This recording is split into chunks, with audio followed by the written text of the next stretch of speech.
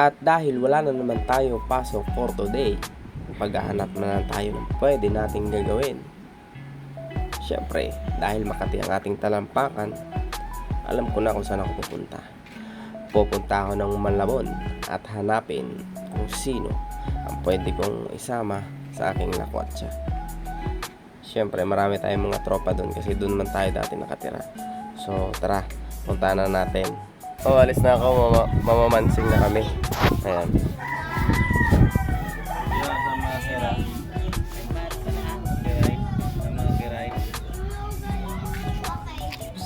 Ayan. So, antay na lang yung mga grupo. Geng. Ayan ang mga ranger.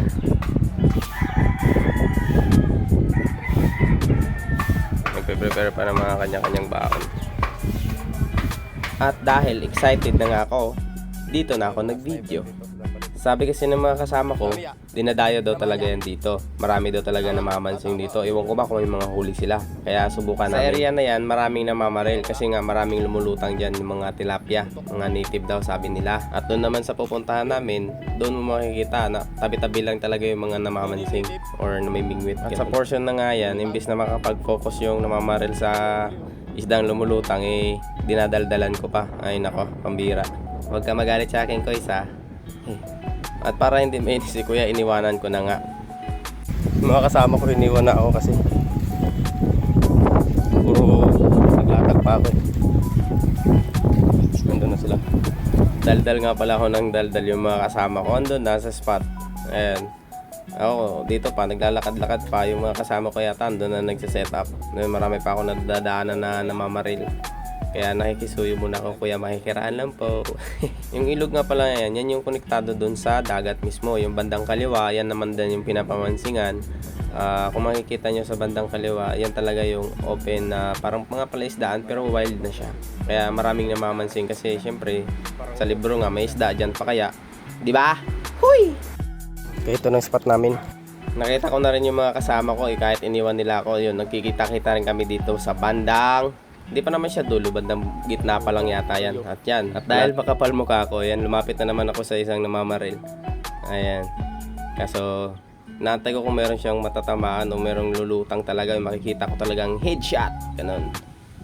Kaso, naiya na rin ako na ilang kasi baka mamaya ayaw magpakita ng isda kasi nag-aabang na naman ako. Pambira. At dito na nga ang mga kasama kong warrior, pumesto na. Hindi ko alam kung saan sila dumaan po baba. Saan kayo dumaan? Off cam. Pagkatapos nga doon, syempre, tinanghali na kami, nabutan na kami ng gutom. Nakakaramdam na rin yung mga kasama ko. Sabi nila, saan tayo? Maghahanap tayo ng pwesto.